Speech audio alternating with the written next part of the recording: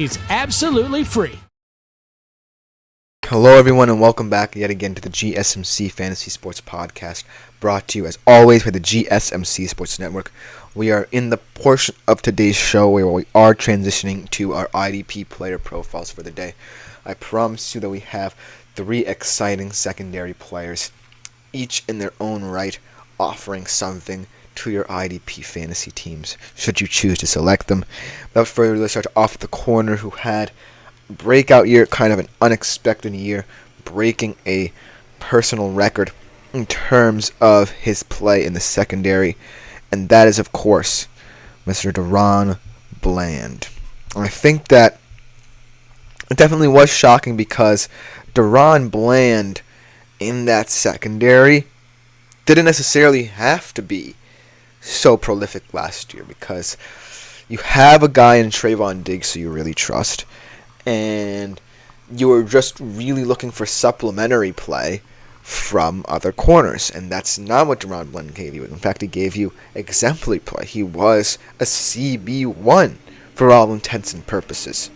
It's the reason why he's one of those corners who say, well, I really don't see many problems or issues with him, but in that scope of that defense, you definitely have to be wary, because it's no coincidence that both of these players in 2 different seasons had very high interception totals. And that's something to note out. Is this kind of like a your turn, my turn kind of thing? Or is this truly one of the best CB duos in the league? So without further ado, let's jump into Daron Bland's stats and why from here on out his career is going to be very important in how he develops.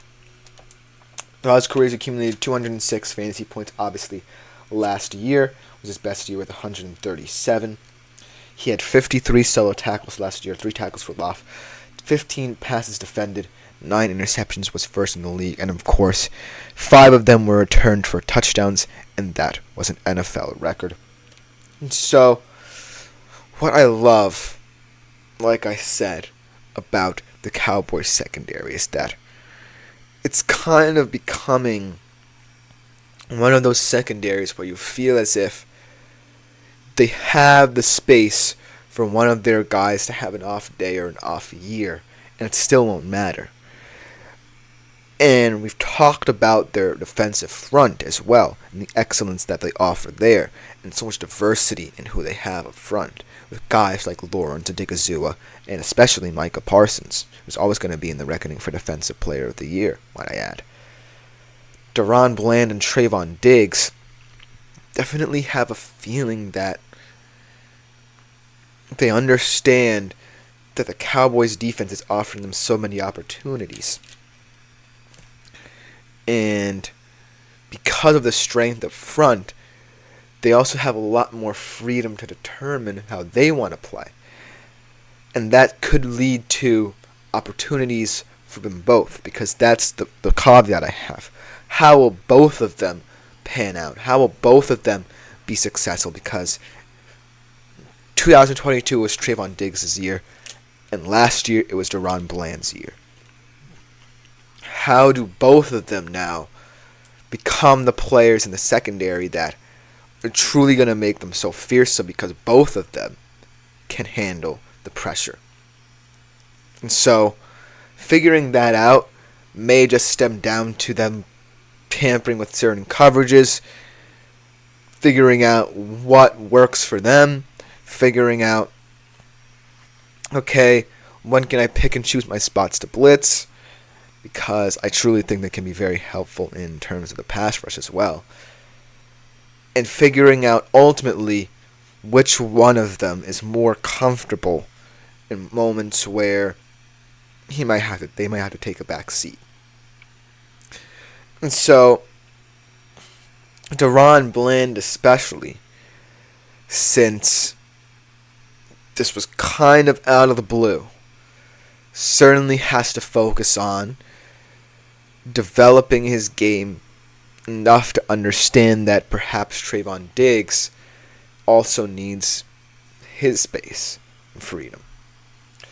And so I actually expect to see a lot of zone coverage out of both or even just one of these guys to kind of jump passing lanes and allow the other guy to really focus on man-to-man, because a lot of Daron Bland's kind of coverages and the reason why he had so many interceptions returns was his interpretation of space and how he used zone coverage to the best of his ability. Especially in a 4-3 system, when you have so much pressure up the middle, up the front, you can have a lot more freedom in how you move as a corner. And so, if one of these guys plays more zone, another plays more man-to-man, then both of their production can go up because A, one will probably have more looks at picks, and another guy will probably have more chances in terms of passes defended.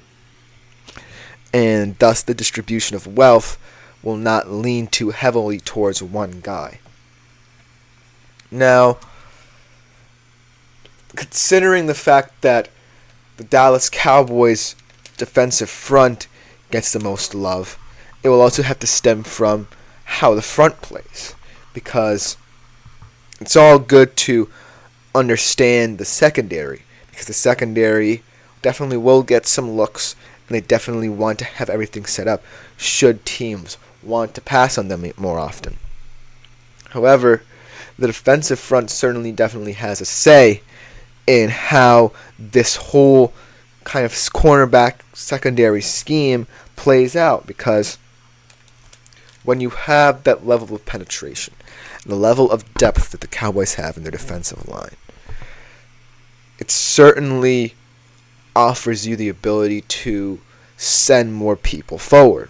It certainly offers you the opportunity for all these players to use power moves, to penetrate into the backfield, to stack blockers, to give other players more opportunities, and so on and so forth. So, it definitely leaves a lot of questions about how you utilize the secondary. And going back to my points about them playing more zone, I think it makes more sense, because if you send the front more often than not, you're kind of limiting the space that quarterbacks have to throw into. You're limiting the window in time and opportunities for these corners, for these quarterbacks to throw into.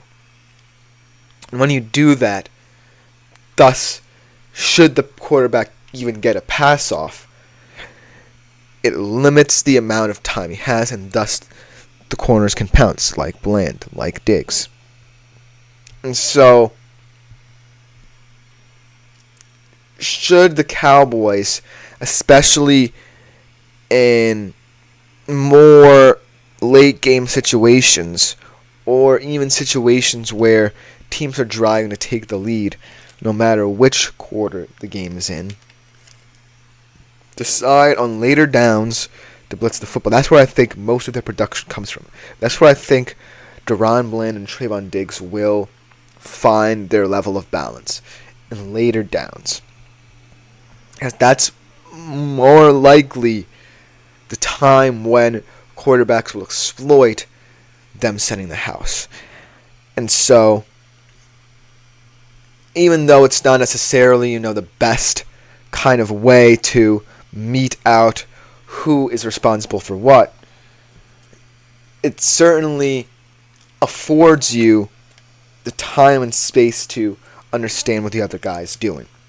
And I really think that Daron Bland is the better guy in zone. And ultimately, when time comes for,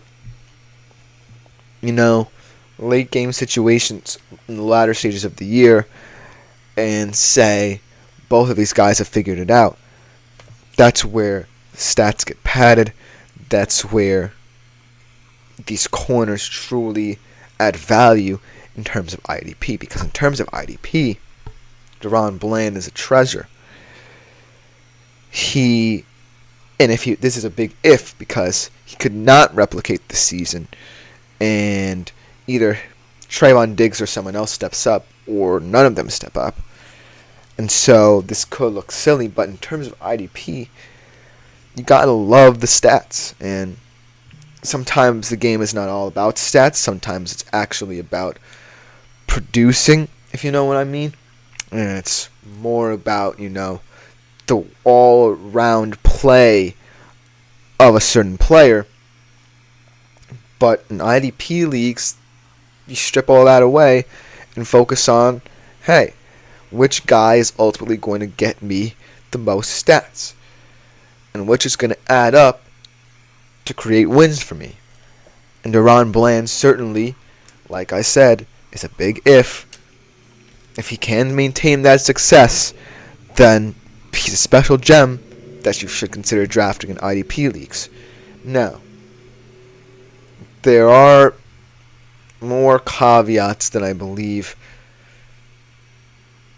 even myself should think, because of, like what I said, it certainly seems like a very your turn, my turn kind of situation in Dallas.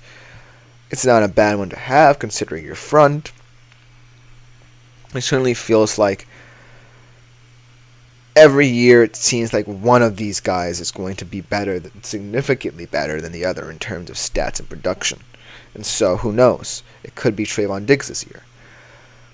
But what I really think is pivotal for Daron Bland is that in 2 years' time, after this year, in 2025 to 26, he's going to be potentially an unrestricted free agent.